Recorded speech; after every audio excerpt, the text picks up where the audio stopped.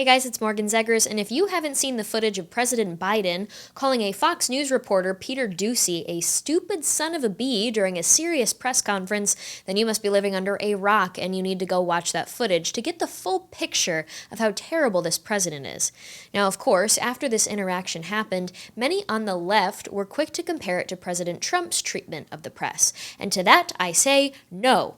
Totally different, okay? President Trump was hard on the press because they weren't doing their job. They were lying to the American people, and they were creating fake scenarios of crises and building hysteria around nothing burgers.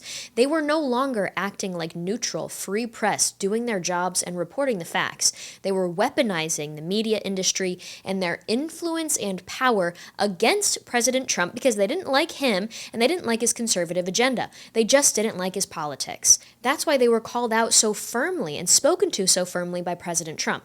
But President Biden is oddly aggressive, and his administration and the bureaucracy of the executive branch purposely operate in the shadows. They don't want to be held accountable for their destructive policies and mandates. They don't want to be confronted with hard-hitting questions. So what do they do instead?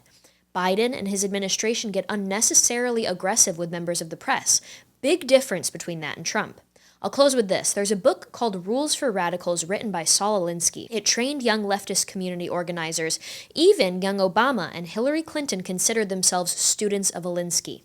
One of the rules for young leftists was to accuse your opponent of what you yourself are actually doing. If you ask me, that perfectly explains what the left is up to these days. They accuse the right of being anti-First Amendment and anti the free press and journalism. But it's they themselves that don't want the truth out. They don't want the hard questions. They want to operate in the shadows without being held accountable by a free press. Very interesting, if you ask me.